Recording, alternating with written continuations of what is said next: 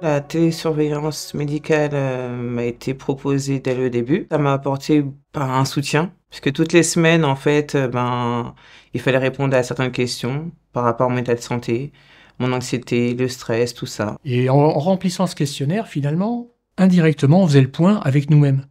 Alors que si on ne le faisait pas, on ne savait pas où on était. On a l'impression d'être mieux suivi dans la mesure où, effectivement, s'il y a un symptôme, on le décrit, on le revoit, et on peut avoir un retour d'information par les infirmiers, et donc ça rassure, quoi. Dès qu'on me l'a proposé, je me suis dit: «Ah, c'est un bon moyen pour être en contact avec les médecins». C'était vraiment le côté, sécurisant parce que je savais que s'il se passait quoi que ce soit, je pouvais, contacter et que j'étais rappelée rapidement et donc je pense qu'on a gagné beaucoup de temps et donc pour moi, j'ai subi moins longtemps mes effets secondaires puisque j'avais très vite un retour pour pouvoir être soulagée.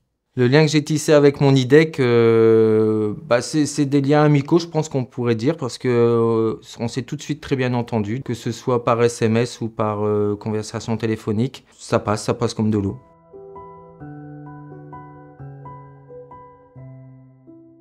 Il y a le volet télésurveillance, mais dans l'application, il y a aussi plein d'autres choses.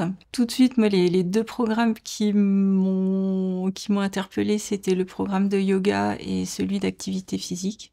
J'avais besoin d'une reprise, progressive et adaptée et là, c'est vraiment ce que j'ai trouvé sur l'application. Ça avait le double avantage d'être à la maison, donc déjà, j'ai pas ces problèmes de déplacement, de devoir aller, quelque part. Et puis l'autre avantage, c'est que je le fais quand je peux et quand j'en ai envie.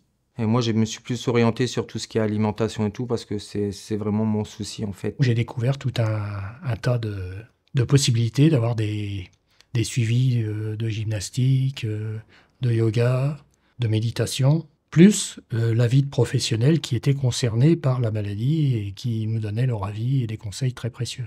Des fois, je dormais pas, je prenais l'application, je regardais, et puis après j'allais me coucher, j'étais serein, j'avais la réponse. Et le yoga, alors là, c'était la crise de rire. Je suis pas souple du tout, je m'asseyais, j'arrivais pas à me relever.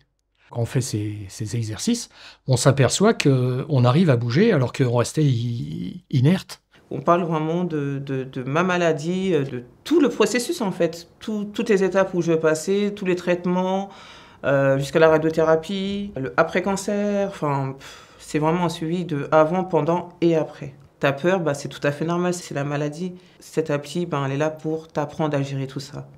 Je pense que c'est quelque chose qui va me suivre à vie, en fait, cette application. Je suis une personne qui doit anticiper tout le temps et là, maintenant, en fait, ça me permet de souffler, de dire, non, laisse-toi vivre et respire.